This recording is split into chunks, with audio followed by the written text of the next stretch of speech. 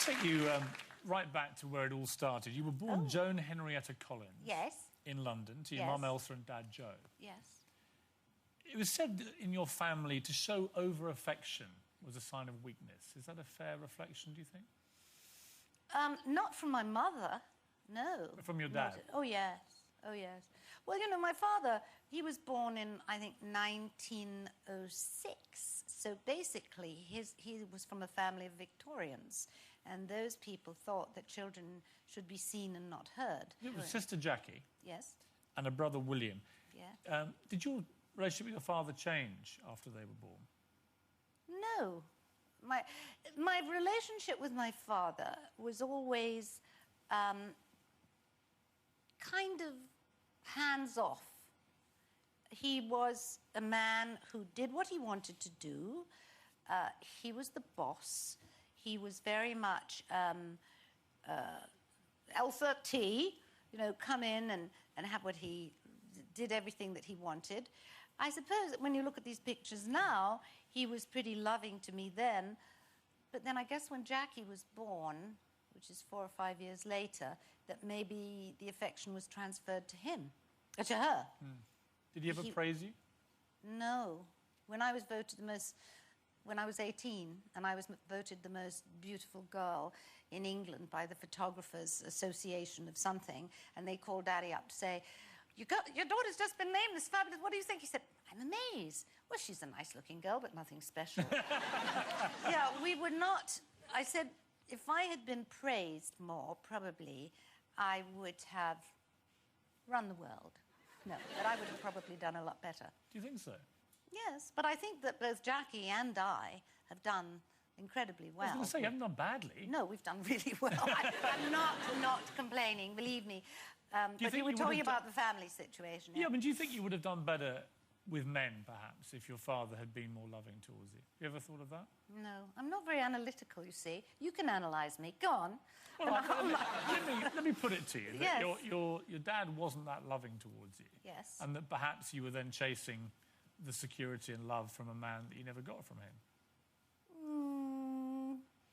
Well, I don't really know. I haven't really thought that way. I mean, I got married the first time when I was just 18 because I was the virgin, and that's what you did in those days. And also, he was my favourite movie star and all of that. So in your late teens, you're now a stunner and you're about to launch yourself onto the world. The first of Joan's 5 husbands was actor Maxwell Reid, 14 years her senior, who she married when she was just 19. It's because she'd been to bed with him.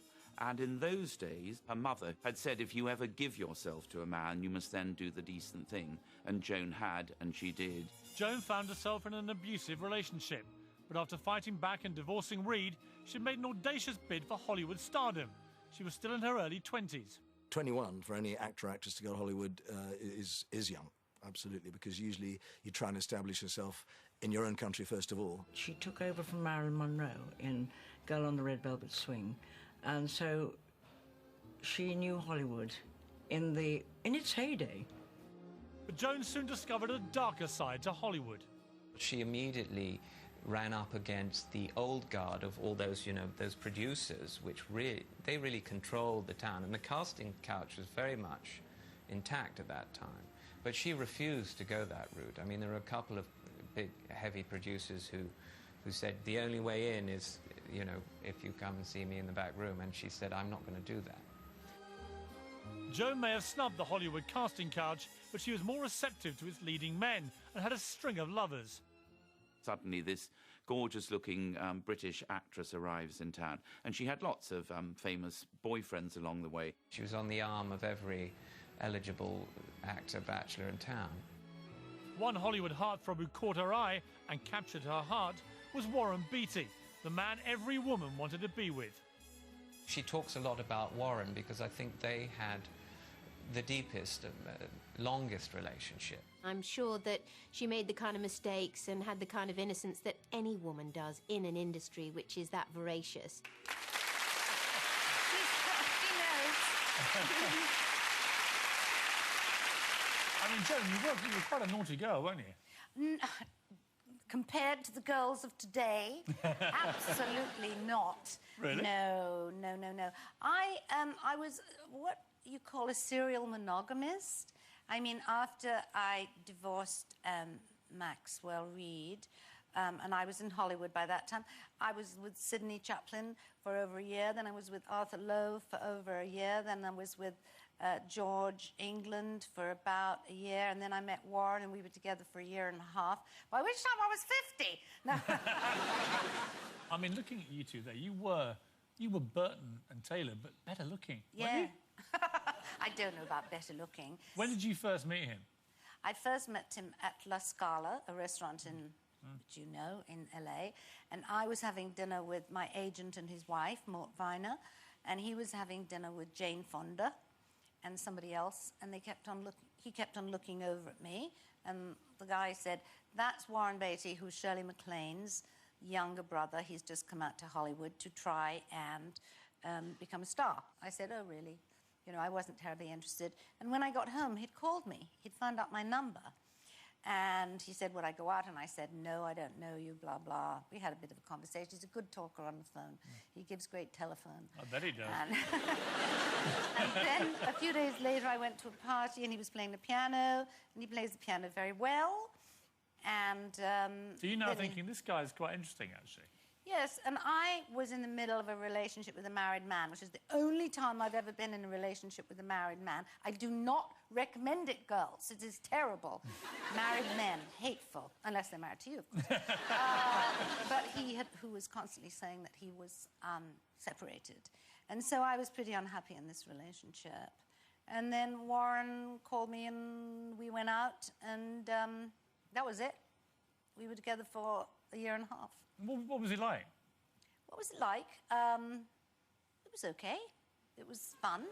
I heard he had, like, an absolutely voracious sexual appetite. Yes. Like, off the scale. Yes. Well, he was 21. I mean, didn't you when you were 21? Still do. Yeah, I became a bit boring, actually. When you say he became a bit boring, this is Warren Beatty. He was the biggest heartthrob in Hollywood. He was not an actor then, Piers. He was a wannabe. And that was, yeah, so people say, oh, well, he was so famous. He wasn't. I was the famous one. So all the rumours about him are true, then? Yes, well, I don't know now. He's 70-something, isn't he? Yeah. But we saw him the other day. Percy and I were having lunch at the Polo Lounge, and he came in and sat with us and was, you know, charming and funny, and as he always is, and he's always got a deal going. And at the end, when he said to you, I must give you a call, Joe, does Percy not think, that's still Warren Beatty, I better be careful here? No, because he doesn't look like he did then, you know, unfortunately. You want to show a picture of him? We've got plenty of pictures of him. Why are we talking about him? Talk about me. Well, it is... well, OK, because he actually... I mean, it wasn't inconsequential, was it? Because he did actually get you pregnant. No, we were engaged. Yeah, and he gave me an engagement ring in a carton of chopped liver. Really? Yes. We were living in New York, in an apartment in New York, and he says, I like some chopped liver, which we both liked a lot. And so I got out the carton from the fridge, and he said, will you serve it? And so I said, and then there was this engagement ring. And I said, oh, does this mean we're engaged? And he said, yes. And so that was it. And soon after that, you actually fell pregnant. Yes, I did. And then had an abortion. Yes. I mean, was that a very sad time for you, or how did you feel? You were very young, obviously. I wasn't that young. I was in my mid-20s. This was a time, this is the 60s, and it would have been absolute career death for me to have done that. Even though I wasn't yet getting to a broody period. I got to my broody period a couple of years later. But, I mean, it was just, it would have been unthinkable to have had a child. He didn't have any money. I had nothing. And I believe that if you bring a child into the world, that you have to have a responsibility for that child. You have to think, I know I have enough money to send them to school, I have enough money to buy them a house. And even though I had been an actress for, 8 yees, I hadn't made any money. It had all gone on traveling, and you didn't make that much money then.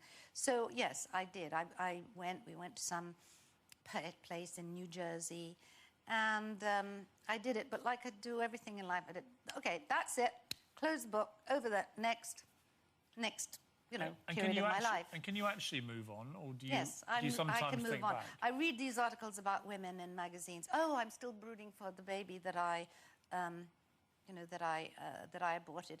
I didn't, because a year and a half later, I had Tara, you know, and I'm so happy that she was my first child, because, you know, I love her dearly, and it would not have been the same had I had another child. So I know I made the right decision. I was stupid.